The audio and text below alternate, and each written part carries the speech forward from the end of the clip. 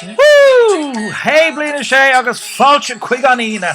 Támas tar éis seach an omláin a créichnú agus rinne an fórhórdíh an obair ar fad mar sin echt ionintach a bhainte bhamach sin agus níl a cúpla seach na fágaí gin agus níos móna aon rud eile tá deire seach na fága a gin an deire seach na seo tá lá breise séir a gin ach fáir tá fós an obla denmh goibhniu so caihamid tuairt faoi sin mo leisce. Ach tásúla gom nach méid sé omarcach agus nach méid sé chuirseach ormh. So look, an gná rud, tá crunne zoom ag gná levéil nniu san níl éon obair le déine acu, so níl ach an fuair le lína iseach ag an ord levéil nniu agus is féis levéis sin éam go chana éasca. Tá muid ag gleanúint an ceachtatá le amach gom ar an céad lá de bealtaine, so is féis le é aimimse ar an taobh nó tríd an nasc sin. So muna bhfuil aon rud ag obair rudí ag glódáil ar a leitis goibh gúil na nasclan sin ar an céad leatnach a bhainean leis an bhéilere. So ord levéil tá sé léamh lína hain go fithe sé ó text a hain ar fápéir scrúdaithe gábhílte hain déag agus béis bheith freigart na ceiste ar an bhirm i Gearmánis bé an ceir an seo agus bé an formig dúna maidin de saharn so bí cinse go sé deanta goibh. Tá an gná levéil den bhan crunúsúm so tá sin sios an sin. So na ceisne. Ein frisas Halún hält einen Telefonanruf. Was möchte Ihrer Meinung nach der Anrufer? So tá sí tógáil gléach ar an gcóhan, cad atá á lurg I do thuirmse ón duine atá chur an gléach. So ní cloisimid an gléach, but feicimid an aig don duine atá ag leabhart agus na haigeanna dus na daoine eile atá ag obair sa frisas Halún. So an sin is féidirlinn tóisí an a bheith an rud sin. Danach, warum wollen viele Leute am liebsten sofort einen Termin beim Friseur? Céim fá go bhfuil na daoine sin ag lurg an cuine leis an grúgra. nó ceann loithreach. Céim fá go mbíonn na daoine ag géirí ceann loithreach leis an grúgra, so feicimid sin. Der Erzähler macht 3 Dinge gleichzeitig, während einen Kunden bedient. Listen Sie diese auf. Tá an scéalaí ag denmh trí rud ag an am céine, tuis go bhfuil sé ag daile le customer, listig na rudí seo sios an seo. Und wann und in welcher Stadt spielt die Geschichte? Wie ist dort das Wetter? Cahan agus céin cathair bhfuil an scéal chunas tá aimsir. Brú send me an email receipt agus submit agus tis a goibh den go méid mé ann an ceart chunaí anmh ar an bhirm ar lína. Okay. So, der letzte Termin beim Friseur. So, an cuine déirnach leis an grúgara. I'm just cruimh mar spéachla orm inis agus tám réile dul. Ich hörte die Stimme aus dem Telefon, hoch und schrill.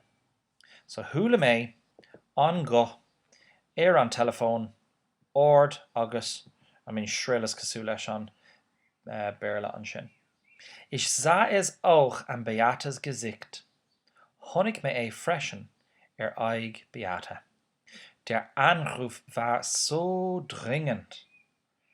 So wie an gléach có donna. Dringend sin godonna. So wie se có donna. Als ginge es um Leben und Tod. Cosúil go raibh gur ceist báis nó batha So ag dul ó saoil go bás, so sin an frása ó bás go batha. So sin an kind of cum a bhí ar an scéal. Beate hatte das Telefon am Ohr, wie an Phone ar an clús ag Beate und den Finger im Kalendar agus an méir sa féilere. Einen Termin? Oh no, it's Germanisch. Einen Termin für heute? Das sieht ganz schlecht aus. So cuine Diniu.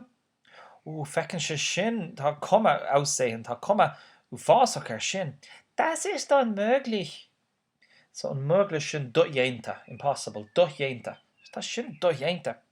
Beate schüttelte den Kopf, so crissi a cheann. Ihre Haare könnten wir färben, aber Thomas ist leider ausgebucht. So, do gruig is féidir linn a dahu, ach tá Tomás Fourier leider ausgebucht bucáilte amach. Vielleicht könnten jemand anders als der Chef ihre Haare schneiden? Beidir bhfuil jemand anderes duine eile ábalta ná an banisteoir do chruaige gearra? So Tomás feimid amach gur eisiau an chef, so taiste glurg cuine le Tomás onas gur gearna sé an gruig. Beata warf mir einen kurzen Blick zu. So zu warf sin an aimimscaite zu werfen an sin carrodéigen godí. So caiisi nó an blick an sin sin an áhach an animalcal fécinir, so an the look an áhach. So caiisi áhach tapaí cum. Ich kenne das. Tá isagum faoi sin ú tá aithne go mar sin. Solche Telefonate gibt es in meinem Salon täglich. Solche an 6 rud. So tá an 6 gleichne sin im Salon go léithúil.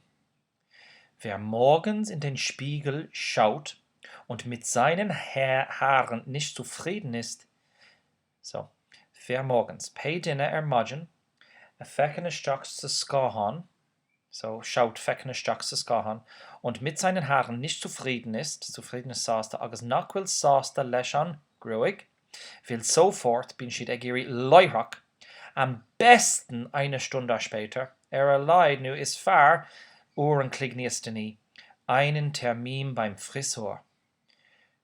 Cuine a agrú leis an gruigera. Ich massierte den alten Herrn Hopfen die Kopfhaut. So, massierte aimimseáte massieren sin sú, so sin massage. So rinne mé súthóracht Sean Herr Hoffman, Tussel Hoffman, die Kopfhaut. So Kopfhaut sin an cracking count, so sin an plat, an scalp, an plat atá ige. So rinne sé súthóracht an plat an Tussel Hoffman. Während wir beide beim Telefonieren zuhörten. Ris sin bhí an beirt a gcuin in ann Beata an Phone áchlustal. Wir beobachten sie im Spiegel. Ja, beobachten sin rud eigen faoi. So thugamar í faoi sa scáhan. Herr Hoffmann hatte Schweiß auf der Stirn. Na, bunne se seo leis an aimimse. Herr Hoffmann hatte Schweiß. Schweiß sin alles. Agus an Stirn sin an chlorédan. So the head, forehead.